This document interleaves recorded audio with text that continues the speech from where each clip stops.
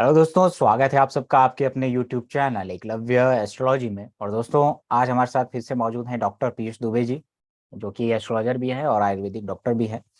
और आज ये एक टॉपिक पे बात करने वाले हैं। तो चलिए पीयूष दुबे जी, आपका स्वागत है और टॉपिक का इंट्रोडक्शन और शुरुआत करिए, और साथ साथ में अपने कोर्स के बारे में भी थोड़ा सा आप बता दीजिए। ये आपको मेरा नमस्कार और सभी व्यूअर्स को भी जी। मेरा नमस्कार। जी। और हम आज के टॉपिक पे चर्चा करें उसके पहले हम बता दूं, जैसा कि हम अनाउंसमेंट कर चुके हैं, हमारा मेडिकल एस्ट्रोलॉजी पे कोर्स स्टार्ट हो रहा है जिसका एनरोलमेंट चल भी रहा है। तो उसमें अब लोगों को लग रहा होगा उसमें खास बात क्या है। तो खास बात सबसे इम्पोर्टेंट ये है कि उसमें मैं पढ़ाने वाला हूँ और मैं एक ऑथराइज आयुर्वेदिक डॉक्टर हूँ, BMS ग्रेजुएट। ठीक है। और मेरा क्लिनिक भी है। तो सबसे इम्पोर्टेंट बात तो यही है, क्योंकि मोस्टली एस्ट्रोलॉजर क्या वो डॉक्टर नहीं है, ऐसा नहीं है कि सब नहीं है, कुछ हैं भी, बट यही डिफरेंस है। तो और उसके अलावा जो है हम वहाँ पे आयुर्वेद और एस्ट्रोलॉजी को रिलेट करके पढ़ाने वाले हैं। वहाँ पे मैं आपको केवल स्पिरिचुअल रेमेडीज ही नहीं बताने वाला हूँ अपने स्टूडेंट्स को, आयुर्वेद की हर्बल रेमेडीज भी बताने वाला हूँ। वो हर्ब या मेडिसिन जो बिना किसी साइड इफेक्ट के आप बिना किसी डॉक्टर के खुद भी यूज़ कर सकते हैं। वो मेडिसिन नहीं बताऊंगा जो सीवियर इफेक्ट वाली हैं, बट जिनका कोई साइड इफेक्ट नहीं, जो जनरल आप लाइफ स्टाइल में यूज़ कर सकते हैं, वो हर्ब और वो रेमेडीज और वो मेडिसिन। और इसका एक इम्पॉर्टेंट पार्ट होने वाला है गर्भ संस्कार। गर्भ संस्कार इसलिए इम्पॉर्टेंट है, हम्म। आयुर्वेद का एक इम्पॉर्टेंट पार्ट है कि आजकल बच्चे होने के बाद उन्हें बहुत सारे हेल्थ इश्यूज होने लगे। होने होते ही उनको जॉन्डिस हो रहा है, सेरेब्रल पाल्सी हो रहा है, ऑटिज्म हो रहा है। इनका बिल्कुल। बाद में अवेलेबल नहीं है। बट अगर हम्म। आप कंसीव करते समय आयुर्वेद और एस्ट्रोलॉजी के हिसाब से सही टाइम और सब रिचुअल्स को फॉलो करें और 9 मंथ तक प्रेगनेंसी में आयुर्वेदिक रूटीन को फॉलो करें, तो आप इन प्रॉब्लम से बच सकते हैं। हम्म। बच्चे होने के बाद आप उस पर टाइम स्पेंड करेंगे, पैसे खर्च करेंगे, कुछ नहीं होगा। अगर आप कंसीव करने और 9 मंथ प्रेगनेंसी और बच्चे पैदा होने के बाद 1 साल, ये 2-3 साल आप स्पेंड कर दें अपने बच्चों में, तो आपकी लाइफ लॉन्ग बहुत सी प्रॉब्लम सॉल्व हो जाएंगी। बट अगर आप एग्जैक्टली। इन चीज़ों पर ध्यान नहीं देते तो आप लाइफ लॉन्ग करेंगे। जी जी जी। बिल्कुल। सभी लोग हमारे कोर्स को ज्वाइन कीजिए और आप भी ठीक है। सब सीख चलिए। सकते हैं। आज का जो हमारा टॉपिक है वो भी इससे ही रिलेटेड है। आज हम बात करने वाले हैं मून से, स्पेशली मून और मून से 8th हाउस। तो मून का सबसे पहले मैं मून के बारे में बात इसलिए कर रहा हूँ क्योंकि मून हमारे इमोशन और मेंटल पीस का कारक है। हम्म। तो हम लोग भी जानते हैं कि हम लगन से चार्ट देखते हैं, मून चार्ट देखते हैं, इसकी बात भी होती है। पर जब हेल्थ की बात आती है तो लोग ये कहते हैं लगन से देखिए, लगन से देखिए ज़्यादातर, क्योंकि लगन हम्म। हमारा फिजिकल एट्रीब्यूट है। लेकिन बिल्कुल। अब हम मून चार्ट को भी बहुत इंपॉर्टेंट देना पड़ता है हेल्थ को लेके। रीजन उसका ये है कि आजकल ज़्यादातर हेल्थ इश्यूज का प्रॉब्लम इमोशनल इम्बैलेंस और मेंटल पीस है। आपको थायराइड हो, आपको डायबिटीज है, आपको हार्ट अटैक है, आपको ब्रेन स्ट्रोक है, आजकल बहुत सारी प्रॉब्लम, ब्लड प्रेशर है, उनका एक ना एक कारण मन है, ज़्यादा स्ट्रेस या इमोशनल इम्बैलेंस। तो जिसके लिए मून कारक है, तो फिर हमें मून चार्ट को भी उतना ही इंपॉर्टेंट देना चाहिए। तो एग्जैक्टली। जब भी बात हो, केवल लगन नहीं, मून और मून चार्ट को भी देखें और मून से भी पूरे चार्ट को एनालाइज। हम्म। बिल्कुल। तो आज हम इसी टॉपिक पे बात करने वाले हैं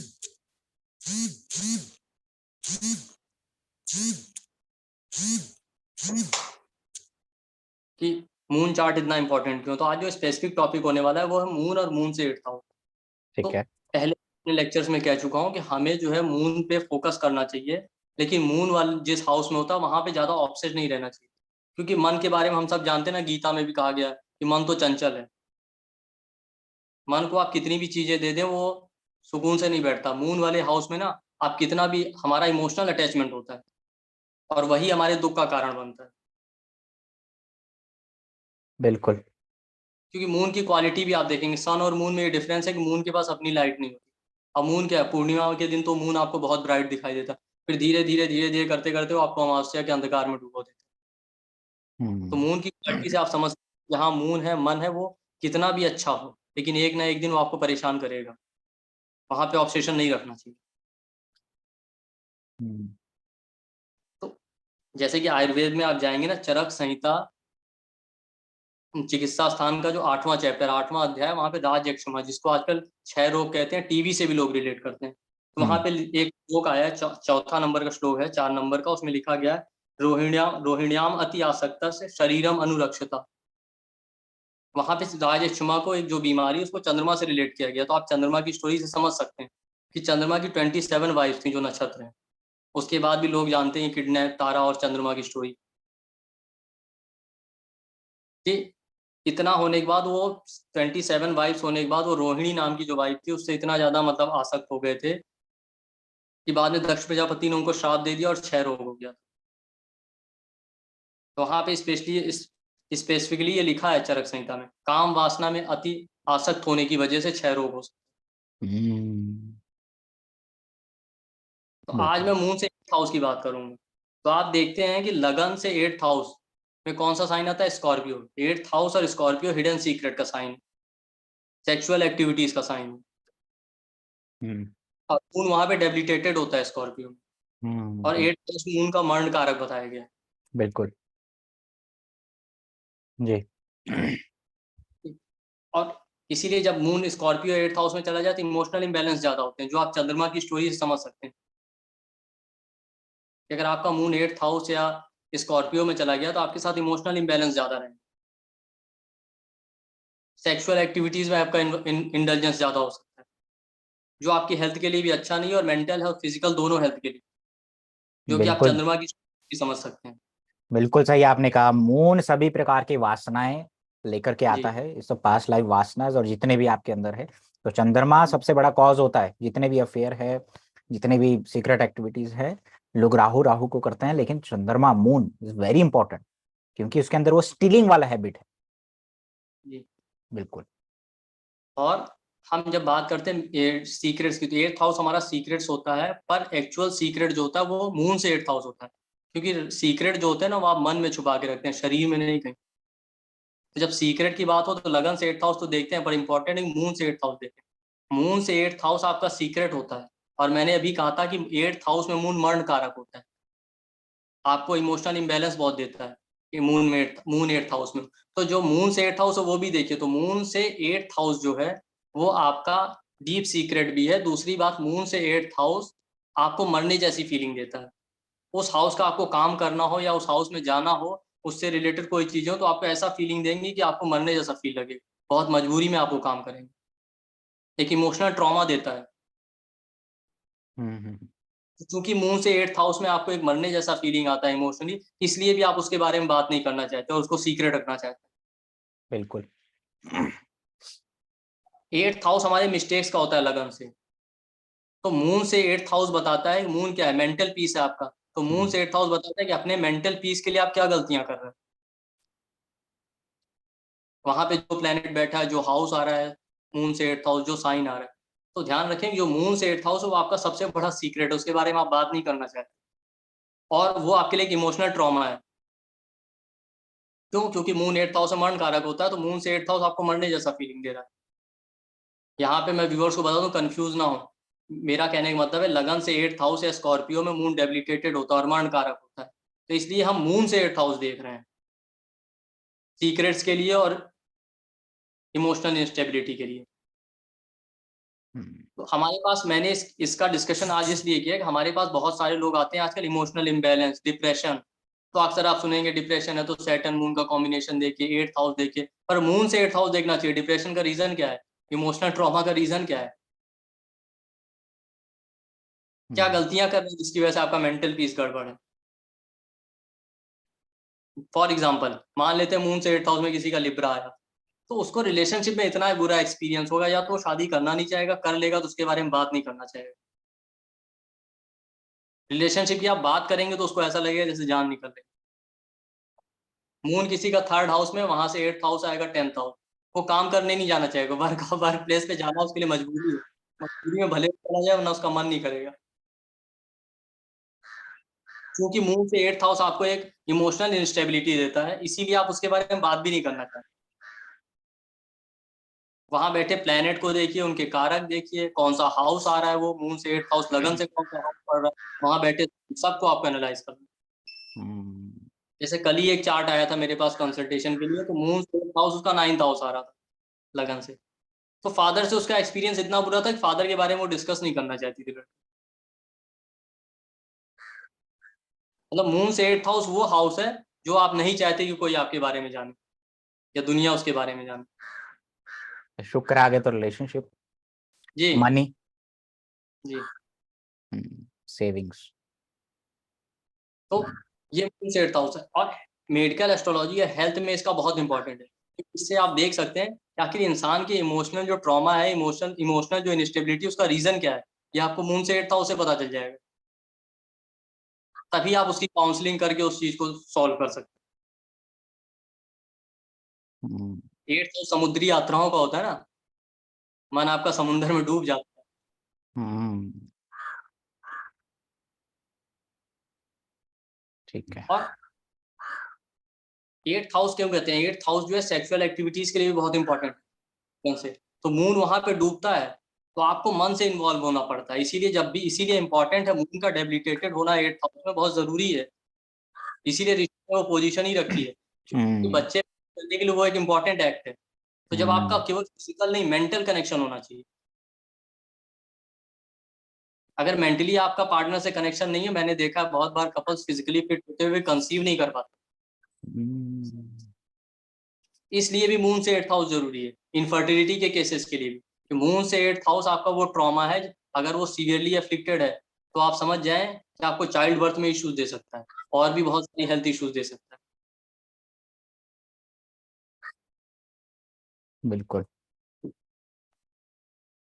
तो अब इसका रेमेडी क्या है, मून से 8th हाउस, मून से 8th हाउस हमने ये तो समझ लिया कि डीप सीक्रेट है, तो सभी लोग अपने अपने चार्ट में चेक करें कि कौन सा डीप सीक्रेट। अब आप बिल्कुल। जाएंगे तो आपके सीक्रेट खुल सकते हैं, इससे संभाल के अपना चार्ट किसी को दिखाइए। बिल्कुल। हम्म, अब इसका रेमेडी ये है कि मेंटल पीस किस साइन को रिप्रेजेंट करता है, मून वो है कैंसर। कैंसर मेंटल पीस का कारक है। और कैंसर में एग्जॉल्टेड होता है जुपिटर। हैप्पीनेस। जुपिटर वेल्थ और हैप्पीनेस का कारक है। तो आप अपने जुपिटर को स्ट्रॉन्ग कीजिए, खाने में सात्विक खाना खाइए, घी खाइए, हम्म, जुपिटर के मंत्र कीजिए। जुपिटर को जो ज्योतिर्लिंग रिप्रेजेंट करता है जुपिटर, वो है ओमकारेश्वर। तो ओमकारेश्वर ज्योतिर्लिंग के दर्शन कीजिए, मंत्र का जाप कीजिए, ओमकारेश्वराय नमः। सबसे रेमेडी। बिल्कुल। और आप देखेंगे कि लोग कहते हैं ना सैटर्न मून का कॉम्बिनेशन विष योग है, विष योग है, ठीक है, ये तो विष योग है। अकेला चंद्रमा तो आप समझिए हलाहल विष है, जिसको तो आप छूते ही मर जाएंगे। क्योंकि मून अकेला बैठा हो उस हाउस में, सबसे ज्यादा इनस्टेबिलिटी रहती है, सबसे ज्यादा मन हमारा वहां भटकता है, स्टेबल नहीं रहता। और मून को कंट्रोल दो ही प्लेनेट करते हैं, या तो जुपिटर या सैटर्न।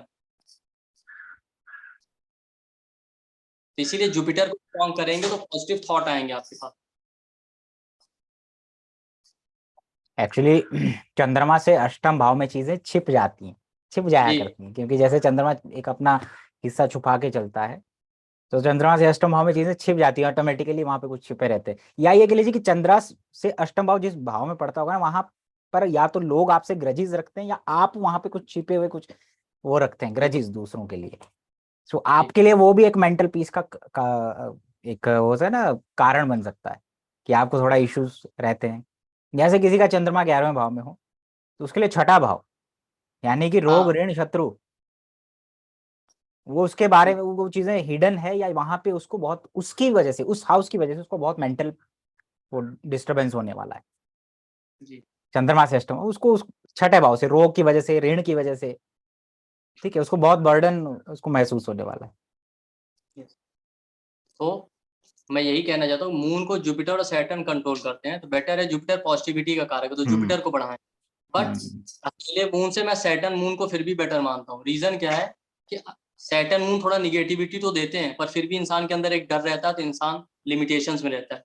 पर हम्म, जब मून अकेला हो जाता है तो कोई डर नहीं रहता, तो हम बिल्कुल फ्री होके करते रहते हैं। पर ऐसा नहीं वो प्रॉब्लम नहीं देगा, मैंने मून की स्टोरी बताई ना, शुरू तो पूर्णिमा से होगा, पर एक दिन अमावस्या में जरूर ले जाएगा आपको। तो जहाँ अकेला मून होता है वहां यही हाल होता है। तो इसीलिए हम्म, मून, आयुर्वेदिक मून जो मन है उसको कंट्रोल करने के लिए एक आयुर्वेदिक रेमेडी ये भी है कि पादा अभ्यंग। पादा अभ्यंग कहते हैं कि घी से या ऑयल से जो है पैर के तलवे में मसाज, आप हम्म, फोरहेड में और बालों की जड़ में भी कर सकते हैं। बिल्कुल सही। तेल का कारक है सैटर्न। बिल्कुल तो सही। हमारे हमारे महर्षि ये सब चीजें जानते थे, इसलिए उन्होंने बिल्कुल ऐसे ही रेमेडीज बताए। हम्म, बिल्कुल बिल्कुल बिल्कुल। चंद्रमा से अष्टम भाव ऐसा कर्म है जो जब एक्टिवेट जी होगा तो आपको मानसिक तनाव देगा और दिक्कतें करेगा आपके लिए। वहां पे कुछ ना कुछ आपने एक स्टीलिंग वाला चीज है पास्ट का, जो आप वहां पे पे करेंगे, ये समझ लीजिए। तो वहां पे जो अच्छा। प्लेनेट है वो सब चीजें भी है। और कई बार जैसे चंद्रमा से अष्टम भाव में गुरु हो तो कई बार लोग दूसरों का ज्ञान चुरा लेते हैं या ज्ञान तो वो कर लेंगे, और या वो अपना ज्ञान को छुपा के रखता है, वहां पे उसका छुपी चीजें हैं। तो इसीलिए चंद्रमा से अष्टम भाव वो चीजें भी है जहाँ पे आपको इंटरेस्ट जाता है, जैसे ऑकल्ट हो गया या चीजें हो गया, वहां पे आपका ध्यान खींचता है। बेसिकली लोगों की लाइफ में चंद्रमा से अष्टम भाव में जो प्रॉब्लम आता है तो वो ज्योतिष की तरफ बढ़ता है कि ऐसा वो क्यों हो रहा है। इमोशनल वीक हो जाते हैं वहाँ पे ना कि हाँ बिल्कुल, चंद्रमा से अष्टम भाव आपको बहुत इमोशनली परेशान कर सकता है। डिफरेंट ठीक। मून से 8 डिफरेंट प्लेनेट के हिसाब से आप डिफरेंट ऑयल यूज कर सकते हैं। जैसे मार्स है तो नीम का तेल। अच्छा। हाँ, तेल तो यूज करना है। सैटर्न है तो सरसों का तेल, मस्टर्ड ऑयल। प्लेनेट के अकॉर्डिंग मार्स नीम को रिप्रेजेंट करता है, सैटर्न सरसों का कारक तो मस्टर्ड ऑयल। हम्म, यानी चंद्रमा से अष्टम भाव में अगर सैटर्न हो, अब तो लगन बहुत सारे हो सकते हैं, चंद्रमा से हाँ अष्टम भाव में सैटर्न हो तो अपने काम की वजह से या कुछ ऐसे अपने करियर को रिलेटेड कुछ हिडन, या तो हिडन कार्य करता होगा और उसकी वजह से उसको हाँ। मेंटल टेंशन रह सकता है, चंद्रमा से अष्टम भाव में सैटर्न हो। तो मून से 8th हाउस में बैठे प्लेनेट को देखिए, उसके अकॉर्डिंग आप ये रेमेडी कर सकते हैं। जैसे मैंने कहा हम्म, मार्स है तो नीम का तेल यूज कीजिए, नहीं मिला तो फिर कोई भी जनरल ऑयल यूज कर सकते हैं। सैटर्न है तो मस्टर्ड ऑयल, जुपिटर है हम्म, तो घी से मसाज कीजिए। हम्म। अगर किसी का चंद्रमा छठे भाव में है पीयूष जी, तो इसका मतलब उसके लगन पे अष्टम जाएगा चंद्रमा से अष्टम, तो वो अपनी आइडेंटिटी को हाइड करके रखता होगा, अपने बारे सीक्रेटिव। में कुछ बता जाएगा, वो सीक्रेटिव होगा, कभी हम्म, कुछ उसके बारे में नहीं जान पाए। और आप ये भी समझिए, उसकी लाइफ भी इतनी ट्रबल्ड होगी कि वो उसके बारे में बात ही नहीं करना चाहता। लगन, वो अपने बारे में हम्म, बात नहीं करना चाहता। लाइफ के एक्सपीरियंसेस ऐसे होंगे, क्योंकि आप खुद समझ जाए ना, मून जिसका 6th में चला गया, 6th हाउस वैसे ही इमोशनल कॉन्फ्लिक्ट है, रोग ऋण शत्रु। ओ, तो इंसान तो वैसे भी ट्रबल्ड हो गया तो वो अपने बारे में कभी बात नहीं करेगा, आप देखिए। और चंद्रमा सप्तम भाव में हुआ तो सेकंड हाउस, यानी अपने पैसे और फैमिली के बारे में, बिल्कुल, या फैमिली उस बैंक बैलेंस कभी नहीं हम्म, जान पाए। हम्म, चंद्रमा अगर आपका 12th में चला जाए तो इंसान रिलेशनशिप के बारे में बात नहीं करेगा।